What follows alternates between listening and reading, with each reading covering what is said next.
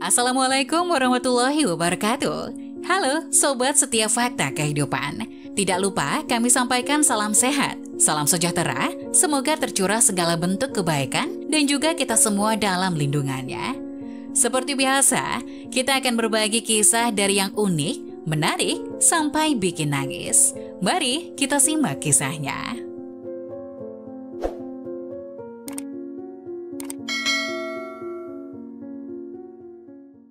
Di pesta perkawinan, dia diejek kerabat dan teman-temannya karena menikahi wanita pincang. Namun beberapa patah kata wanita itu membuat suasana jadi hening.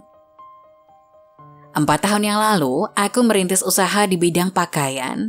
Namun karena manajemen yang buruk, aku menderita kerugian sekitar 300 juta rupiah. Sebagian besar uang itu aku pinjam dari para kerabat dan teman-teman. Aku benar-benar terpuruk dan tidak bisa bangkit lagi setelah kegagalan itu. Aku menjadi tak bersemangat dan hanya duduk termenung setiap hari di rumah kontrakan. Saat itulah aku kenal dengan istriku. Dia membawaku keluar dari masa-masa yang gelap itu. Seperti kata pepatah, di mana jatuhnya, disitulah bangkit kembali. Aku dan dia kembali menjalankan usaha itu, dan tak disangka, menghasilkan lebih dari 200 juta hanya dalam tempo 2 tahun. Tentu saja penghasilan ini tidak seberapa dibanding gaji sebagian besar orang yang bekerja sebagai karyawan. Tetapi sukacita kesuksesan telah meneguhkan tali cinta di antara kami.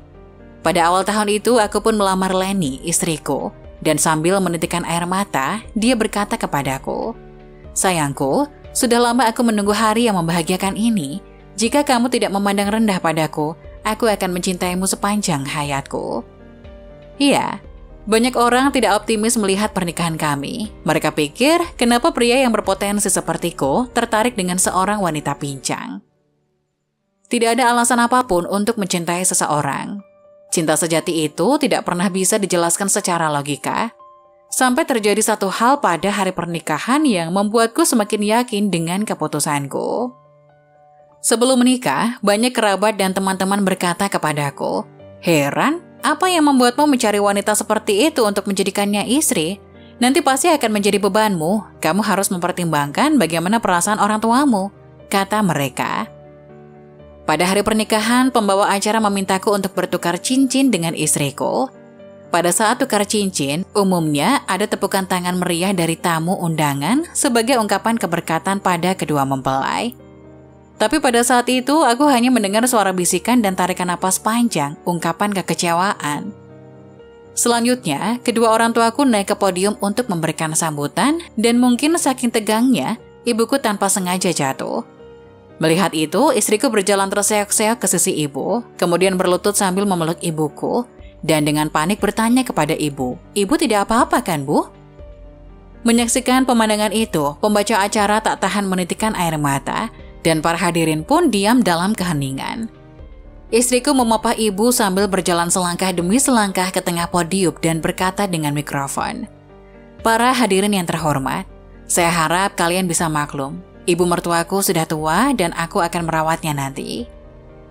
Beberapa patah kata yang biasa dan sederhana membuatku tiba-tiba menitikkan air mata. Adalah berkah bagiku bisa menikahi wanita seperti Leni, menjadi pendamping hidupku. Mereka yang pernah mengejek dan mentertawakan pilihanku hanya bisa terdiam, merasa malu.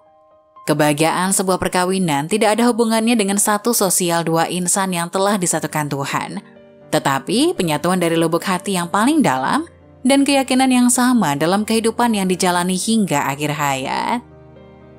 Nah, bagaimana menurut kalian? Jangan lupa tulis pendapat kalian di kolom komentar ya. Wassalamualaikum warahmatullahi wabarakatuh.